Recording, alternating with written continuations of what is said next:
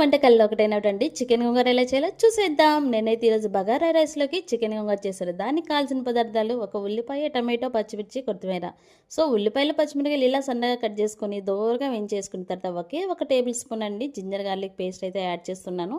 ఈ ginger garlic paste add చేసినాక స్టవ్ని కొంచెం సిమ్లో పెట్టుకొని దోరగా వేయించుకుని కడిగి శుభ్రం పెట్టుకున్నటువంటి ఈ చికెన్ అయితే వేయించేసి 2 నిమిషాలు అటు ఇటు చికెన్ ముక్కలన్నిటికీ మసాలా పట్టేదాన్ని చేసేసి మూత పెట్టుకొని కొంచెం సేపు ఆయిల్ పైకి తేలినియాలి.